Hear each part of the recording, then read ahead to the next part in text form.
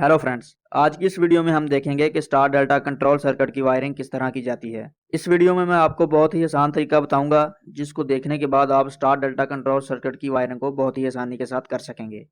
Star delta starter बनाने के लिए हमें 3 कंडक्टर की ज़रूरत होती है। इनमें से एक मेन कंडक्टर होता है, एक डेल्टा कंडक्टर होता है और एक स्टार कंडक्टर होता है। सर्किट को ऑन करवाने के लिए एक ग्रीन पुश बटन इस्तेमाल किया जाता है और ऑफ करवाने के लिए एक रेड पुश बटन इस्तेमाल किया जाता है। ऑन पुश बटन में नॉर्मली ओपन टर्मिनल इस्तेमाल किया जाता है और ऑफ पुश बटन में नॉर्मली क्लोज टर्मिनल इस्तेमाल किया जाता है। उसके बाद मोटर की ओवरलोड प्रोटेक्शन के लिए एक ओवरलोड रिले इस्तेमाल की जाती है। इस सर्किट में हम थर्मल ओवरलोड रिले इस्तेमाल करेंगे। इसके अलावा इलेक्ट्रॉनिक ओवरलोड रिले भी इस्तेमाल की जा सकती है। उसके बाद इसको ऑटोमेटिक स्टार से डेल्टा करवाने के लिए एक टाइमर इस्तेमाल किया जाता है। हमारे पास ये एक 8 पिन का एनालॉग टाइमर है और ये इस टाइमर की बेस है। सर्किट की वायरिंग करने के साथ साथ हम इस सर्किट की ड्राइंग भी बनाएंगे ताकि वायरिंग करने में आसानी हो।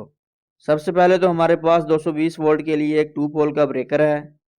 इससे हम न्यूट्रल वायर को टाइमर के कॉइल टर्मिनल नंबर 2 के साथ कनेक्ट कर देंगे और साथ ही तीनों कॉन्टैक्टर की कॉइल टर्मिनल के साथ कनेक्ट कर देंगे।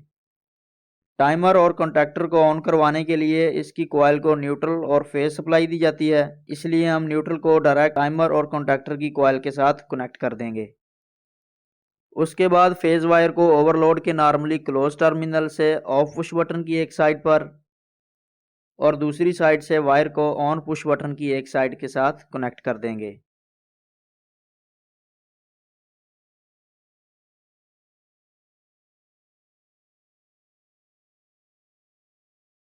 ओवरलोड रिले का नॉर्मली क्लोज टर्मिनल इस्तेमाल किया जाता है क्योंकि नॉर्मल हालत में ये क्लोज होता है, लेकिन जैसे ही मोटर ओवरलोड होती है तो ये कॉन्टैक्ट ओपन हो जाते हैं और सप्लाई गुजरना बंद हो जाती है और सारे सर्किट की सप्लाई कट ऑफ हो जाती है।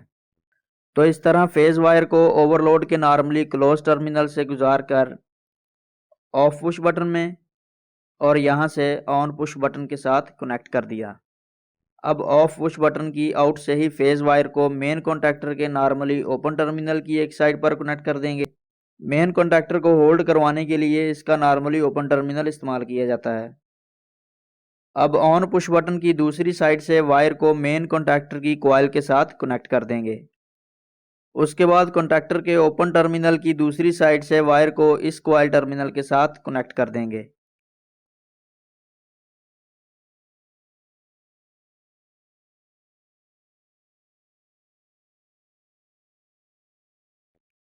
तो इस तरह मेन कॉन्टैक्टर का होल्डिंग सर्किट कंप्लीट हो गया है। अब अगर इसको ऑन करके देखें तो मेन कॉन्टैक्टर होल्ड हो गया है। अब यहाँ से ही फेज वायर को टाइमर की कॉइल टर्मिनल नंबर 7 के साथ कनेक्ट कर देंगे, यानी कि जब मेन स्टार्टर होल्ड होगा तो साथ टाइमर को भी ऑन करवा देगा। अब पिन नंबर 7 और 8 को आपस में लूप कर देंगे। पिन नंबर 8 एक कॉमन पिन है, जैसे ही टाइमर ऑन होगा तो सप्लाई कॉमन टर्मिनल तक भी पहुंच जाएगी। अब पिन नंबर 5 से फेज वायर को डेल्टा कॉन्टैक्टर के नॉर्मली क्लोज टर्मिनल की एक साइड पर कनेक्ट कर देंगे और दूसरी साइड से वायर को स्टार कॉन्टैक्टर की कॉइल के साथ कनेक्ट कर देंगे। टाइमर की जो पिन नंबर 5 है ये 8 नंबर पिन के साथ नॉर्मली तौर पर क्लोज होती है, यानी कि फेज सप्लाई पिन नंबर 8 से पिन नंबर 5 के जरिए स्टार कॉन्टैक्टर की कॉइल को ऑन करवा देगी। और जो इसके रास्ते में हमने डेल्टा का नॉर्मली क्लोज टर्मिनल इस्तेमाल किया है ये इसकी इंटरलॉकिंग के लिए, इसकी इंटरलॉकिंग भी हम इसी वीडियो में समझेंगे। उसके बाद पिन नंबर 6 से वायर को स्टार कॉन्टैक्टर के नॉर्मली क्लोज टर्मिनल की एक साइड पर और दूसरी साइड से डेल्टा कॉन्टैक्टर की कॉइल के साथ कनेक्ट कर देंगे।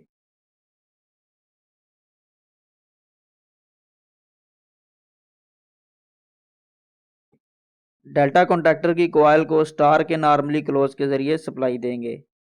टाइमर की पिन नंबर 6 जो कि पिन नंबर 8 के साथ नॉर्मली तौर पर ओपन होती है, जब टाइमर पिन नंबर 6 से सप्लाई आउट करेगा तो पिन नंबर 5 ओपन हो जाएगी और स्टार कॉन्टैक्टर ऑफ हो जाएगा और डेल्टा कॉन्टैक्टर ऑन हो जाएगा। तो इस तरह वायरिंग मुकम्मल हो गई है। अब हम इसको ऑन करते हैं और इसकी वर्किंग को समझते हैं।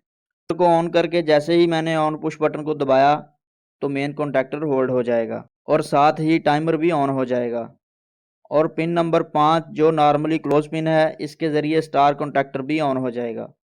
टाइमर पर अगर हम 5 सेकंड टाइम सेट करते हैं तो इसके पूरा होने के बाद पिन नंबर 5 ओपन हो जाएगी और पिन नंबर 6 क्लोज हो जाएगी। जिससे स्टार कॉन्टैक्टर ऑफ हो जाएगा और डेल्टा कॉन्टैक्टर ऑन हो जाएगा। तो इस तरह ऑटोमेटिक स्टार से डेल्टा में कन्वर्ट हो जाएगा। अब हम इसकी इंटरलॉकिंग को देखते हैं। देखें, जब स्टार कॉन्टैक्टर ऑन हो जाएगा तो टाइम पूरा होने के बाद जब सप्लाई डेल्टा को जाएगी, तो अगर किसी वजह से स्टार कॉन्टैक्टर ऑफ नहीं हो पाता, इसके कॉन्टैक्ट आपस में जुड़े रह जाते हैं, तो ये डेल्टा को ऑन नहीं करवा पाएगा जब तक इसके ये वाले टर्मिनल क्लोज नहीं हो जाते। तो इस तरह अगर डेल्टा कॉन्टैक्टर ऑन रह जाता है तो वो स्टार को तब तक ऑन नहीं होने देगा जब तक डेल्टा ऑफ नहीं हो जाता। अगर एक कॉन्टैक्टर ऑन है तो दूसरा तब तक ऑन नहीं होगा जब तक पहला ऑफ नहीं हो जाता। यानी कि मोटर और पूरे सर्किट की सेफ्टी के लिए इसकी इंटरलॉकिंग की जाती है। स्टार डेल्टा कंट्रोल सर्किट बनाने का तरीका। नेक्स्ट वीडियो में हम स्टार डेल्टा पावर सर्किट बनाएंगे। वीडियो अच्छी लगी हो तो लाइक और कमेंट करें और चैनल को सब्सक्राइब भी कर दें।